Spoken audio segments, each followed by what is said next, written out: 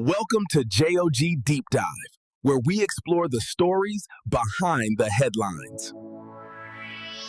So there's this video, maybe you saw it, claiming to show former President Barack Obama in handcuffs. It just exploded across social media recently. Yeah, it really did. Caused quite a stir. A huge stir. You had outrage, confusion, just intense political back and forth everywhere. And then what really threw fuel on the fire was Donald Trump weighing in. Right? He actually said, no one is above the law. That definitely got people talking. Yeah. And it landed right in the middle of all this chaos online. Exactly. So it brings up this huge question, and this is what we want to dive into for you today. Is this video real? Is it some kind of super advanced deepfake?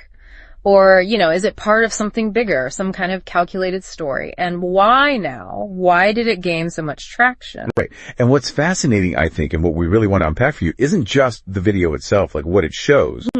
It's more about why it went viral so fast. And what that tells us about, well, how information works or doesn't work right now. So our mission, really, in this deep dive is to cut through the noise, look at the sources, and give you that shortcut to understanding what actually happened here. And maybe what it means more broadly. Okay, great. So let's start right there.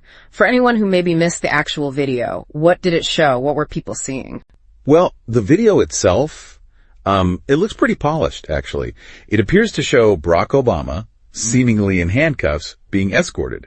It's not like some blurry phone footage. It's designed to look, official somehow. And it got around, didn't it? We're not talking about some obscure corner of the web. No, not at all. It was everywhere. Your main platforms, Facebook, X, TikTok, they were full of it. But it also cropped up on, let's say, less mainstream websites, too. It spread really, really fast. And the captions were key, weren't they? Oh, absolutely. Yeah. According to the reports we looked at, the captions were often really explicit. Things like Obama arrested, or even connecting it to, like, a supposed military tribunal. Wow. Yes, so you layer that kind of sensational, almost conspiracy-type narrative onto this video that looks kind of real. And people share it instantly. Exactly. It bypasses that critical thinking step for a lot of folks because it hits an emotional nerve. And you could just feel that emotion online. People were furious if they believed it, confused if they weren't sure. Right. And then just, the usual political arguments erupting from all sides. It's just a perfect storm for online reaction, isn't it? A prime example, yeah. How quickly something designed to provoke can just ignite. So right in the middle of this digital wildfire, Donald Trump makes that comment, no one is above the law. How does that fit in? Well, context is really important here. You have to remember the long history between Trump and Obama. Right. It goes way back. It does. Years of political rivalry, and specifically, the whole birtherism thing. Claim Obama wasn't born in the U.S. Exactly. Which was completely debunked. Just baseless. But that history, that animosity, it definitely adds a layer to understanding his comment now and its timing. And, sources we reviewed discuss speculation.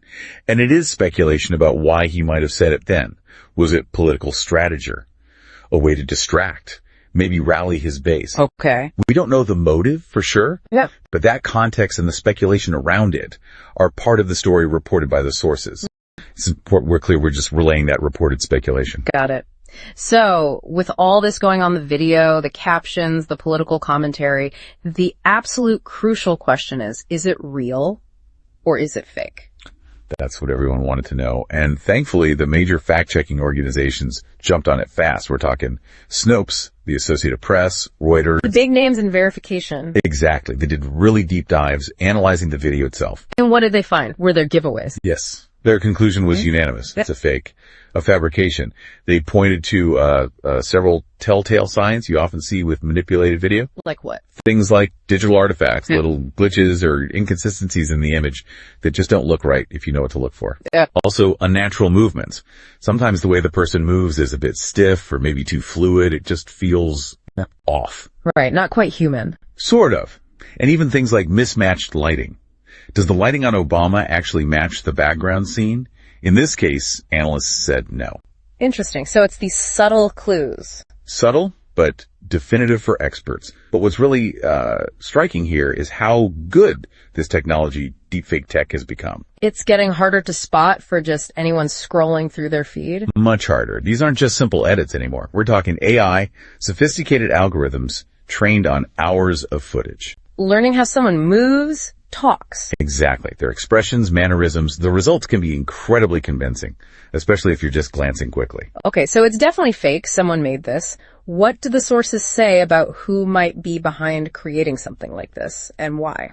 Well, pinning down the exact origin is always tricky with online content. But the research suggests this kind of thing often comes from, say, established online conspiracy groups, or even what you might call AI content farms.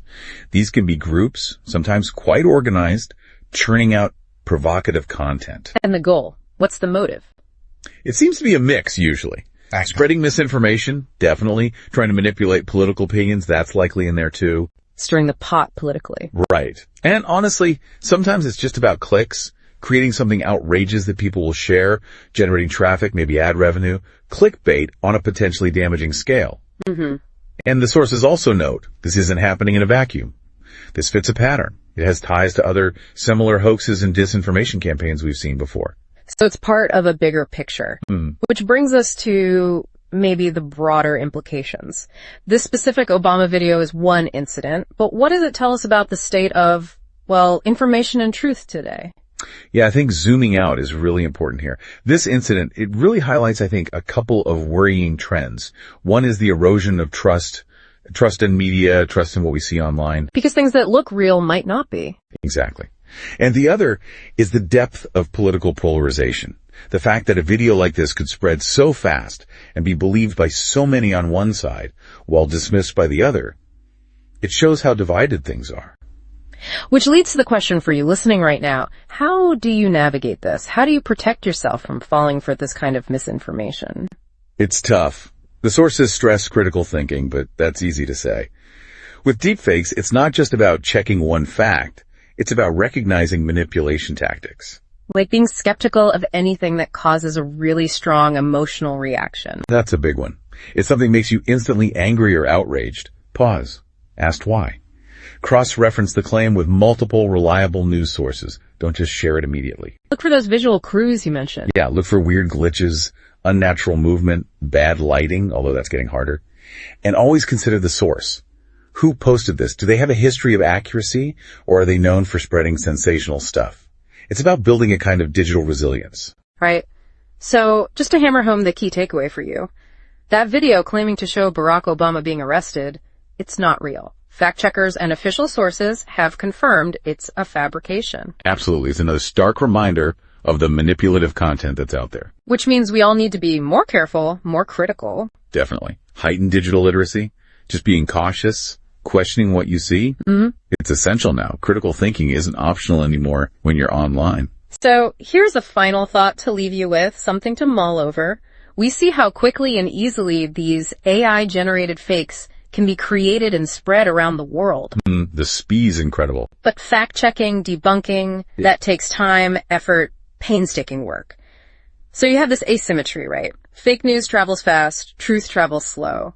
What does that imbalance mean for our shared understanding of reality, our shared truth in the years ahead? That is. Yeah, that's the $1 million question, isn't it? Something we all need to think about.